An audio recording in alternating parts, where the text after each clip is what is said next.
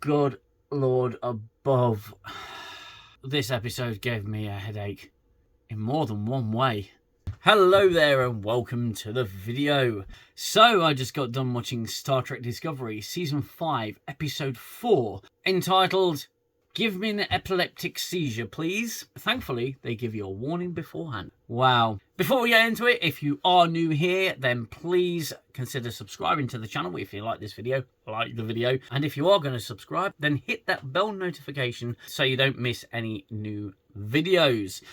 So at the end of the previous episode, we saw Mol, the white-haired bad guy, plant this little device on Adira, and Adira's taking that back to the ship.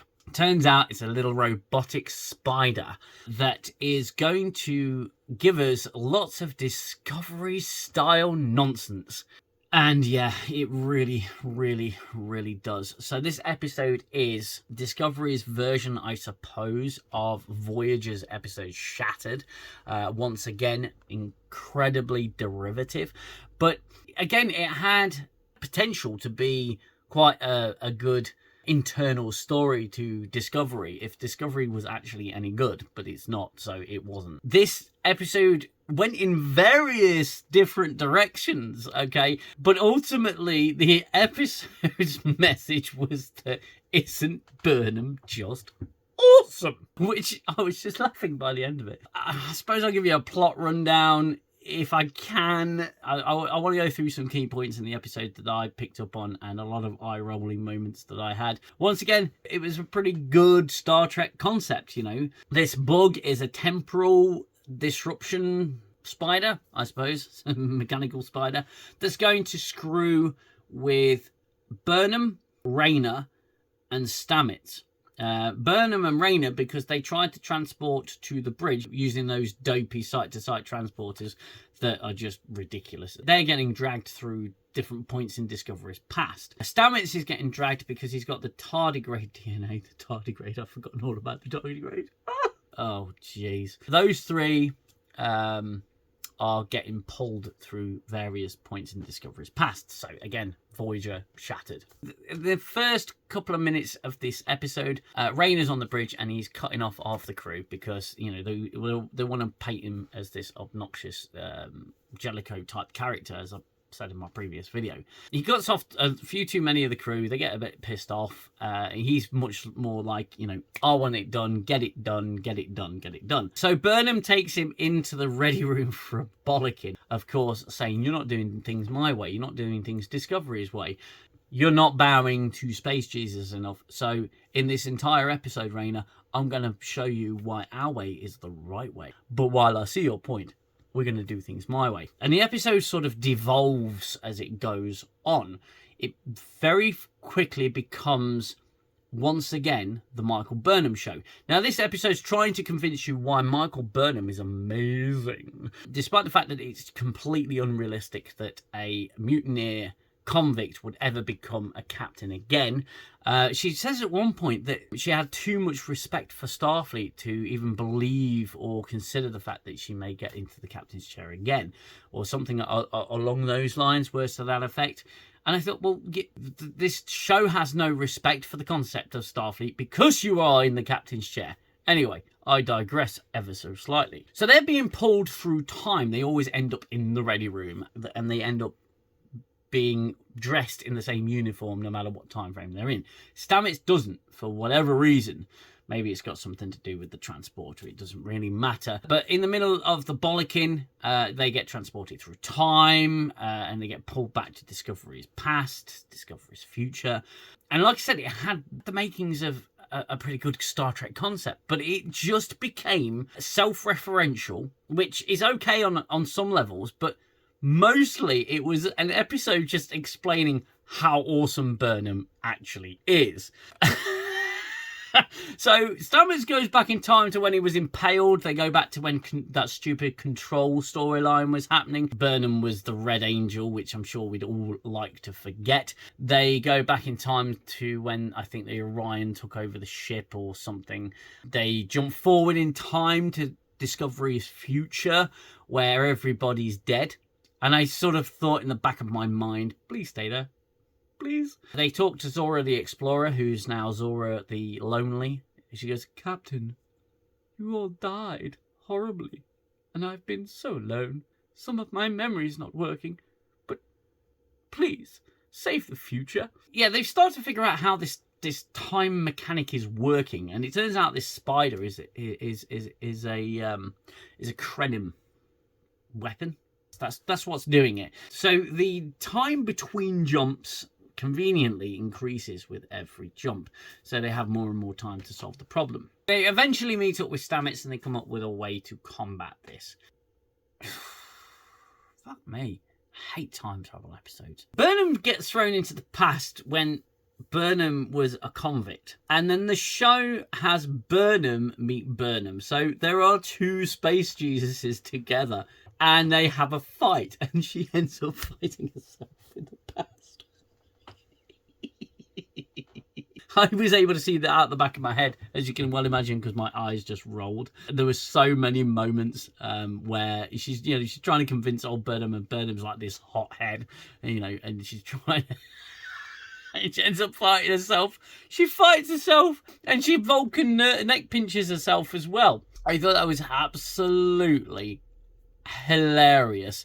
And throughout the episode, while Burnham's fighting herself and Burnham's like, it was inevitable, and I said it would happen in my last review, Raynor's slowly being brainwashed into thinking that Discovery, this crew of Discovery, are actually any good. This entire time while I was watching this episode, I was thinking, okay, so you've got this crew that saved the day so many fucking times because they haven't actually had to go through any challenges, because the sheer amount of plot conveniences that have taken place to get them here essentially means that the writers have lowered the passing grade of what makes a good character or group of characters by making it so convenient for them to be awesome. And I just thought that was an interesting parallel to what is actually going on in the real world. Things are getting easier. There's no challenge anymore. This crew of Discovery are always finding these really low effort ways to save the day, in just things that happen by convenience or coincidence. I thought that was really quite funny. So the group has travelled back in time to a point where Burnham's obviously a convict, and she makes her way to the bridge, and she tries to try and convince the crew of the Discovery that she's from the future, she's a captain and everything. And I just can't get through this. This is so fucking funny. So you see Commander Robot Arium, that no one ever gave a shit about, but this crew of the Discovery did. When they gave that really long eulogy about how awesome she was, how amazing she was, and we had absolutely no idea really who this character was. The crew's always putting her on a pedestal, saying how amazing she was, and we just don't know that much about her. Basically says to the crew, look, this Commander Arian person, she sacrificed herself.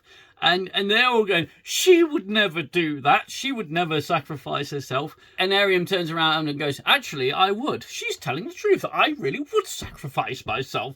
That must mean she's telling the truth.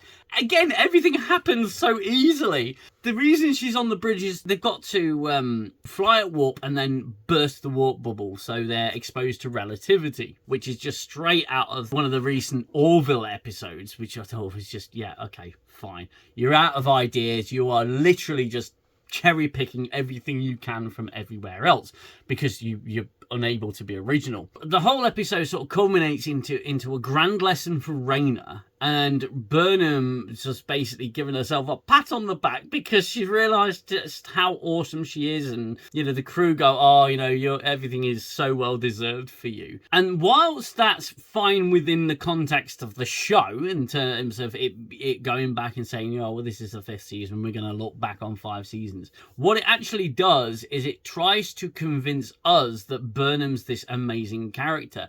But anyone with an ounce of common sense would see that she just doesn't have it. That she has had everything so easy. Yeah, okay, she committed mutiny and she got punished for it, and that's fine. But then she got her commission back, and then she became, through a series of circumstances that were so convenient, she made captain in the future, saved the Federation, and became Space Jesus. You know, your life is not earned. This thing you have is not earned. You've not been through any troubles that we're able to connect with because you're too busy having everyone else validate you for who you are. They saved the day. They end up back back in the right spot, and that's pretty much where the episode ends. And there's so many whoppers in this episode that absolutely left me dumbfounded. It was just unreal. It was a lesson for Rayner on how to be a better Discovery officer, which, to be fair, I really don't want him to. I want him to stay Rayner because Rayner's awesome. You know, it's literally like this hard ass becoming like the teacher for a bunch of children, and then the bunch of children are turning around saying that's not fair, and he goes, well, hang on a minute. Oh, okay, fine, you're right, I'm wrong. There's this one moment which I thought was fantastic in its absurdity. They've got to neutralise this spider in engineering, so they have to convince the captain to go to warp. Burnham, having been, Vulcan nerve pinched by her future self at this point, wakes up, and you got the Lieutenant Nobody, or Lieutenant Commander Nobody, he's a lieutenant in this time, with her. They're holding up Stamets and Rayner in engineering. Burnham says, I can't get down there in time to talk to myself, so you've got to handle this, Rayner. But at this point, she's already convinced Ariam, this Commander Ariam of Discovery, that she's from the future and she's got to help. So she tells Rayner, you've got to try and convince She tells Rayner you've got to try and convince past me that you're telling the truth and that she's got to stand down. But Burnham, future Burnham's already convinced Ariam that she is who she says she is. So why doesn't Ariam get on the comms and say, Burnham, stand down, everything's fine?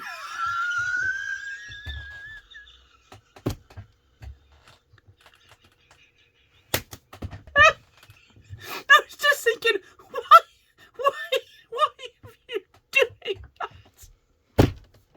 Why are you doing that? What are you doing? You're in a time crunch. You've got literally 30 seconds.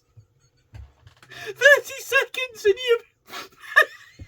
you've got the captain of the ship in that time who's got the authority to say to at least the lieutenant that's next convict Burnham to stand the fuck down. Stand the fuck down. Everything's fine. We're all in control here. There is no problem. But she tells Rayner, and this is Rayner's chance to say how awesome Burnham is. Rayner is now just irrelevant. It's like he's been consumed into the Discovery crew, and that's it. He's now a full-fledged member of Discovery's crew. And some people will say, oh, he's an interesting sort of opposite to Burnham, but he's no longer that. He's just another fucking character that's going to praise the shit out of Burnham. That's how ridiculous this episode was. And it, like I said, it had a real potential to be something pretty special in the world of Discovery. But in the same breath, in the same action, it is probably the most ridiculous episode of Star Trek Discovery I have ever seen. This is so bad. It was funny. It was just, oh God, I cannot wait to discuss this in tomorrow's live stream, which is an evening in 10 forward. It's installment 4 already. Time flies when you're really in Discovery. But I can't wait to discuss this episode because, I mean, there's tons that I've left out because there is actually a lot that goes on in this episode and there's a lot of whoppers. And I'm going to have to do it to myself. I'm going to have to watch it all again and note them all down. This is just, I've literally just finished watching the episode. But yeah, this episode of Discovery was so bad. It was so terrible that it was actually really funny in how ridiculous it was. I mean, you know, Voyager did this this type of episode with Shattered, and it was actually really good. It allowed the the viewers of Voyager to go back and relive some memories. You know, it was quite nostalgic in that way. And they also went to the future in that episode, and it was a different future, but you can sort of forgive the episode for that. It was good for Janeway, past Janeway, to see how a future's laid out. And I love that bit in that episode where she goes, "Oh, I'll just change everything." And you know, and I don't have to have that future. I don't have to, you know, go through all these hardships. And Chakotay makes the good point of, yes, but this is what makes us. You know, we have other crewmen that join Voyager, and we have all these adventures, and yes, we lose people along the way, but the journey is what's important. And if you take all of that away, you're robbing yourself of all those experiences. And there was a lesson to that episode, and there was good structure, and it had its moments of humor, and it had its moments of drama. This was just Discovery trying once again to convince us all that Michael Burnham is the freaking key to everything, and awesome. And now they've brainwashed the only decent character in the show. I'm fucked off with this. I've had enough of Discovery already. I'm glad it's ending. Why do I watch it? Because I make videos on Discovery, because it's got the label Star Trek, and it's an absolute farce when it comes to being Star Trek. It's not Star Trek. It's just got a Star Trek label on it. But yeah, that was it. That was the episode in a nutshell. They go through time. They wibbly wobbly through time. Have a good look at Discovery's past. Convinced the only decent character in Discovery that actually sees the crew of Discovery for what they are. That the crew of Discovery is awesome. And now they have to get back on with their adventure. It ends with Raina going, you know what? You are pretty amazing.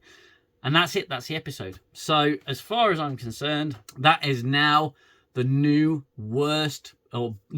best worst episode of Star Trek Discovery. Those are my thoughts on this episode. Just a reminder that I will be live streaming tomorrow for my show, an evening in 10 forward with my guests, and we will be discussing this latest installment of Discovery. So if you like this video, once again, like the video, subscribe to the channel if you want to, and don't forget to hit that bell notification. Hope you're all good where you are, and I will see you tomorrow for that live stream. If you can't join us, then I will see you in the next video.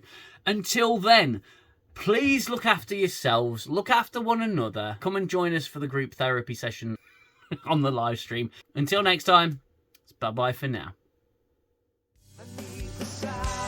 Stop the violence of the war in my head. Time's the healer, the eraser of all done and said. And as I fall back to my shelter, I know I'll only